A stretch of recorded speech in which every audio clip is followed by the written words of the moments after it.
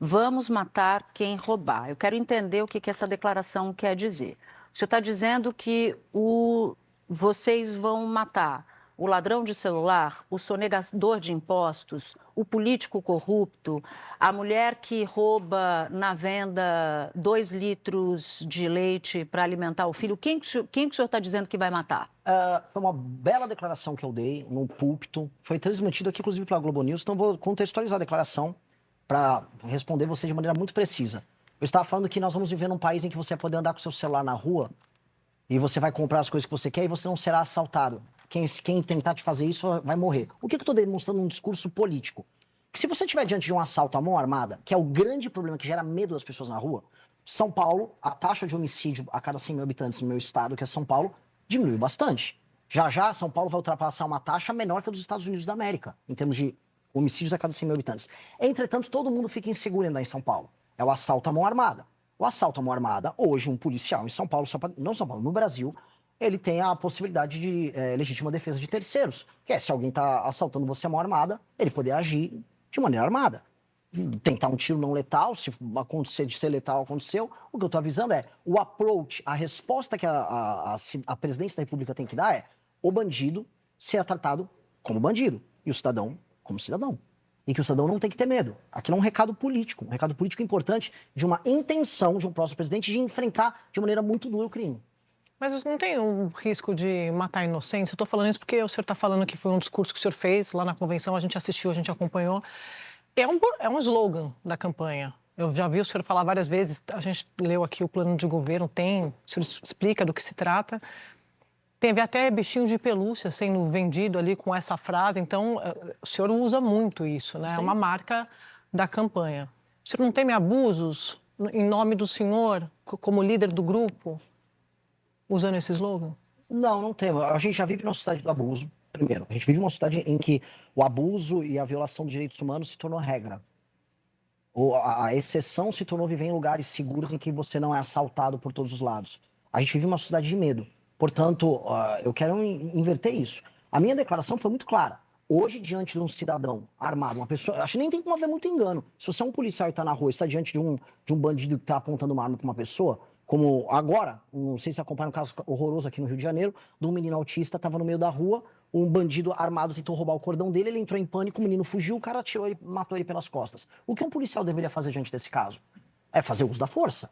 O uso da força, nesse sentido, ele tem que ser apoiado pelo Estado, suportado pelo Estado. A autoridade policial ela tem que ser respeitada e dignificada nesse sentido.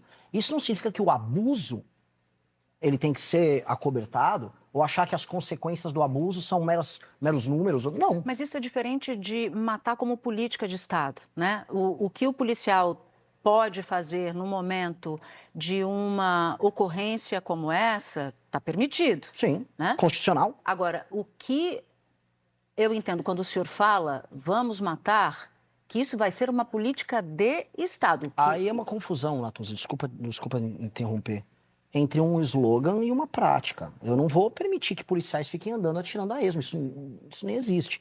Agora, a ideia própria de que o Estado ele vai iniciar sua luta para fazer um enfrentamento total ao crime, respeitando preceitos constitucionais, me parece meio óbvio. As pessoas não entendem dessa maneira. Mas então, deixa eu só ver se eu entendi, tá? O que o senhor está me dizendo é que o senhor se divide em duas pessoas, uma pessoa campanheira, de campanha, que fala tudo, e uma outra pessoa que, se eleito for, vai governar. Não. Por exemplo, quando você publica uma notícia no G1, você vai ter o título, você tem a foto da matéria e você tem o corpo da matéria. Cada um é construído de uma maneira para você ter camadas diferentes de interpretação do mesmo fato. Mas o título é um resumo fidedigno do que está na matéria. O título olha só, prendeu, matou, para falar o bichinho de pelúcia que a gente vendeu e está disponível na nossa loja no partido.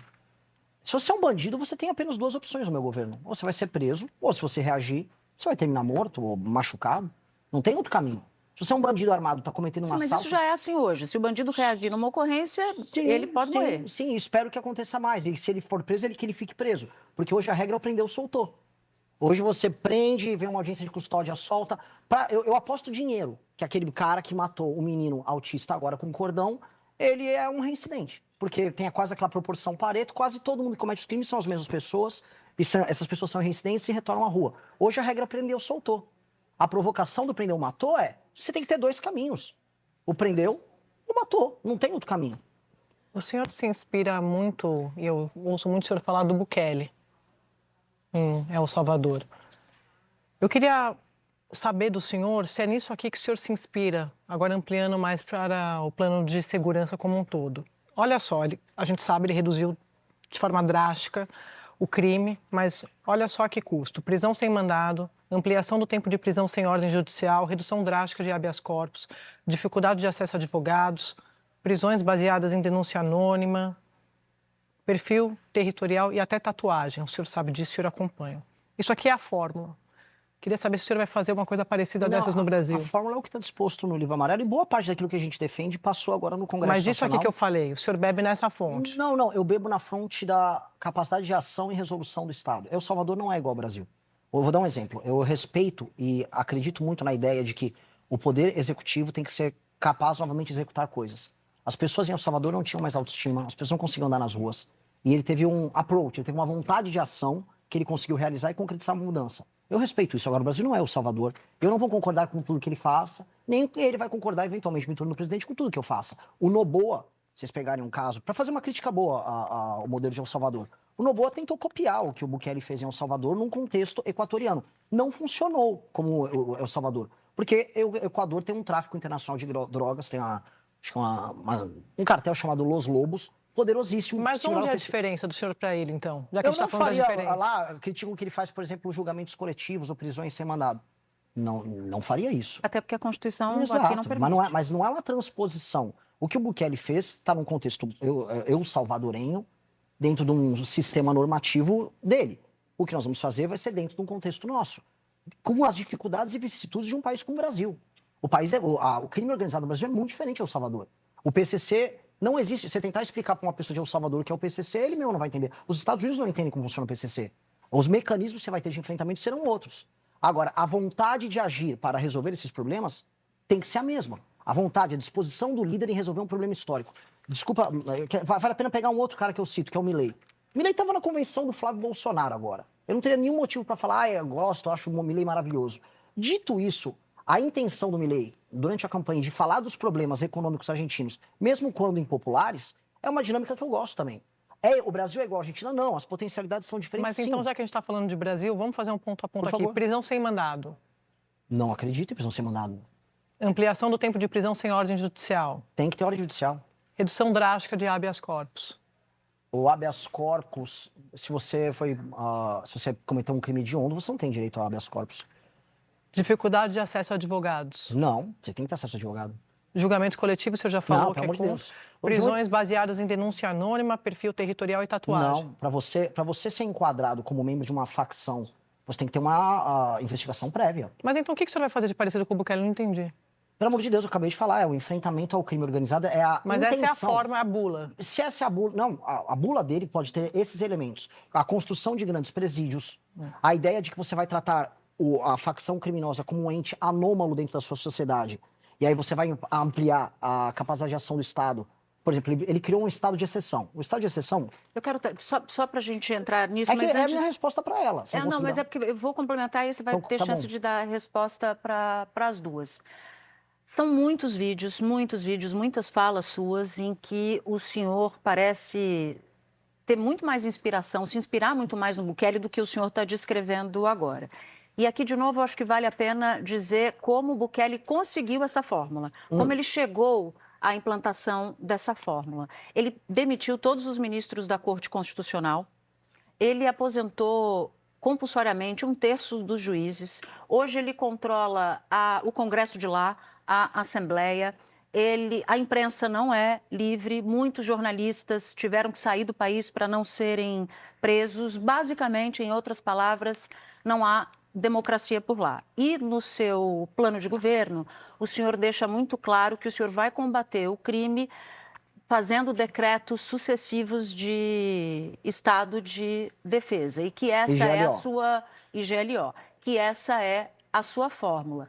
O senhor, em nome do seu combate, do seu plano de combate à criminalidade, está disposto a o custo de um regime autoritário ou de atropelar o Supremo Tribunal Federal se ele viesse colocar contra as suas medidas, por exemplo? Não, eu não vou atropelar nada, eu vou fazer o estrito cumprimento da lei.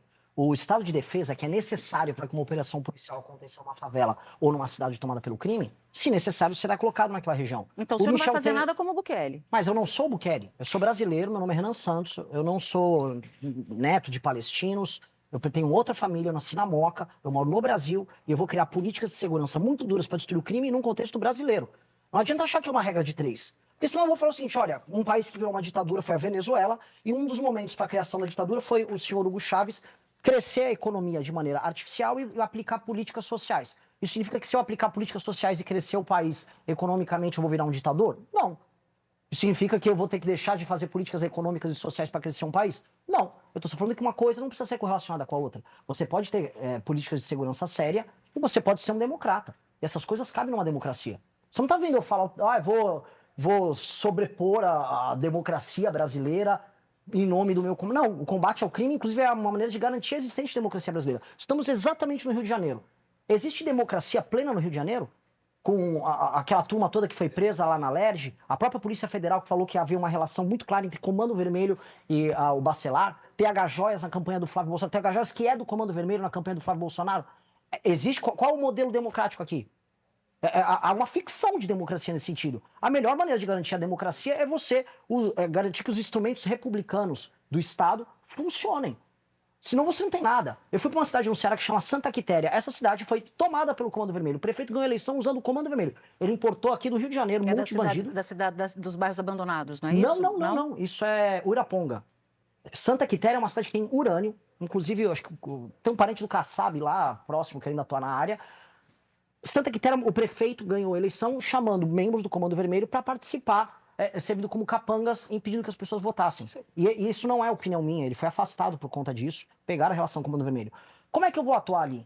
Se o Comando Vermelho esconde arma na casa das pessoas, uma GLO, às vezes, lá não será suficiente para eu pegar um bandido que se esconde na casa de alguém. Você precisa de um instrumento do Estado de Defesa naquele local. Mas o senhor fala desses sucessivos decretos de Estado de Defesa... Pontuais em locais diferentes. Eu sei, mas como é que garante, o senhor sabe, suspende direitos? A gente vai atuar... Como é que garante que o morador, que não tem nada a ver com o crime, não vai ter os direitos suspensos? O morador já não tem direito nenhum. Aí é acreditar numa ficção de que aquele morador de uma favela ou de uma cidade tomada pelo crime organizado, ele é um titular de direitos. Ele tem direitos nominais. O direito que está na Constituição é nominal para ele. Aquela pessoa nunca viu um direito. A vida, a liberdade, a propriedade, direitos humanos de primeira geração, a gente aprende no primeiro ano de faculdade de Direito. A pessoa dispõe disso na favela? Se eu pegar, chama vocês pra gente andar agora num complexo alemão. Estou falando de alemão. Prisões sem mandado, o senhor sabe disso, o senhor fez... Não prisões... estou falando de sair prendendo moradores aleatórios. Mas se suspender direitos... Porque eu estou perguntando como é que garante que isso não vai acontecer. De acordo com a lógica do próprio direito que a gente está aplicando, aqui não é nem a gente que está querendo, porque já passou essa legislação das facções. Você determinar que a pessoa é membro de uma facção criminosa, é essa pessoa que vai ser alvo de uma operação policial, não o morador. Mas aí a gente está falando de decreto de Estado de Defesa. O decreto de Estado de Defesa é para você fazer operações e nestas operações você ter os instrumentos de Estado para buscar os bandidos. Se você é uma dona de casa que teve sua casa, por exemplo, invadida, para dar um caso concreto que acontece aqui no Rio de Janeiro, conversando com membros do BOP, eles explicando as dificuldades e porque é o próprio BOP que é favorável a isso. Se você é um morador de uma dona de casa, que aí vem o bandido e ele se esconde na sua casa e coloca armas na sua casa, eu preciso entrar na sua casa para retirar ele. Agora, você não vai ser retirada. A investigação que levou o Estado a saber, este aqui é um membro do Comando Vermelho que está operando nessa favela, não necessariamente vai buscar você simplesmente porque sim. Apenas a polícia tem mais meios de ação para poder buscar ele. E eu queria entender como é que isso vai se dar, porque no seu plano de governo, o senhor vai cuidar da segurança pública por meio desses institutos, o Estado de Defesa e a GLO. Posso, claro, complementar? Esses são os instrumentos excepcionais para eu vencer a guerra contra eles. Eu quero ver um país de normalidade. Eu não quero precisar de fazer nada. Eu quero fazer o que for meramente necessário para recuperar os territórios. Ok, entendi. Agora, como é que o senhor vai fazer isso em 2 meses? Porque no caso de Estado de Defesa, o senhor tem um limite de 60 dias. O senhor sabe disso? Sim. Tem um limite de 60 dias. Que pode ser prorrogado. 30 dias sim. E mais 30 dias. O que eu entendo e quero saber do senhor é o seguinte: ou o senhor vai resolver a criminalidade por meio do Estado de Defesa em 60 dias, ou o senhor vai atropelar a Constituição. Não, porque não é assim que é feito o enfrentamento. Você tem dois modelos de enfrentamento ao crime organizado. Você tem duas operações de crime organizado no Brasil. Uma é a operação do Comando Vermelho, que é uma operação territorial. Ela é uma operação muito similar à que tem em El Salvador, que é a ocupação de território e atividades econômicas ilegais que acontecem naquele território. Essa é uma operação mais fácil que o Estado de Defesa debela ela de maneira mais intensa. Eu consigo pegar todos os grandes nódulos, as regiões em que eles têm boa parte do faturamento, em um período de tempo menor, eu consigo tocar as operações e fazer isso. A do PCC é diferente. A do PCC é o que eu chamo de operação vertical, porque a infiltração deles é institucional. É o que torna um país um narco-estado. É mais parecido com Colômbia, como houve problema com eles, é parecido com o México. Na infiltração vertical, olha só o trabalho de articulação do Estado que você tem que ter. Você tem que ter o trabalho de inteligência com a COAF, você tem que ter um trabalho de divulgação da Polícia Federal, você vai ter que detectar dinheiro que entra e sai, você vai ter que fazer compromisso de cooperação com outras nações. Por exemplo, Holanda, eu encontrei o embaixador da Holanda, encontrei, não sei se é tipo, um corpo diplomático holandês, reclamando, olha, a droga vai parar no porto de Roterdã, porque o PCC exporta a droga que sai de São Paulo e vai para Roterdã. Então eu tenho que falar com outras nações. Eu tenho que ir com a Bolívia lá na fronteira, evitar a entrada da droga, e eu tenho que ter a Marinha atuando lá no rio Amazonas, na bacia amazônica, para evitar a entrada de droga por via fluvial. Eu tenho que ir no Porto de Santos, eventualmente fazer lá no Porto uma intervenção, porque a droga é escoada por lá. Eu tenho que recuperar o território da Baixada Santista. Eu estou fazendo compromisso com polícias de estados diferentes, o uso de forças armadas, tanto a aeronáutica quanto a marinha, em áreas diferentes, a atuação da nossa força diplomática em áreas diferentes. Eu estou falando de uma atuação hipercoordenada com diferentes órgãos do governo, inclusive com outras nações. Agora... Então, o que eu quero dizer, desculpa Sadi, é que é muito complexo. Então, cada remédio para cada área é diferente. Agora, o Estado de Defesa, ele representa a resposta para a reocupação de algo que é constitucional, que é o controle do nosso próprio território.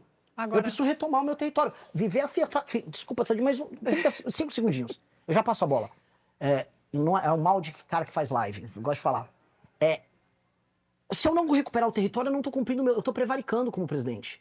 Eu preciso recuperar o território, senão o Brasil não é um país. Agora, candidato, como é que vai fechar essa conta? O senhor falou dos superpresídios, tá? Isso tem aos montes, nas falas do senhor, tá no plano de governo. O senhor se inspira no Secote, falando em El Salvador. Isso eu gosto muito. Então, o senhor acabou de repetir isso aqui. Mas como é que vai fechar essa conta? Porque o senhor promete cortar 3 trilhões.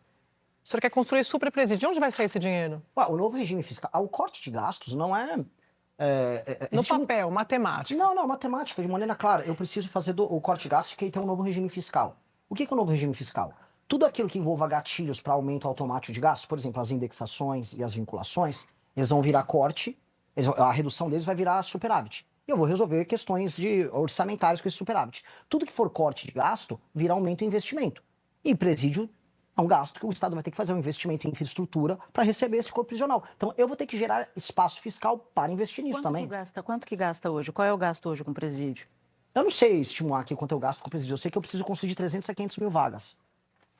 O senhor tem o senhor está falando das vagas, ainda falando de violência. Se você gostou do vídeo, não esqueça de deixar o like e inscrever-se no canal.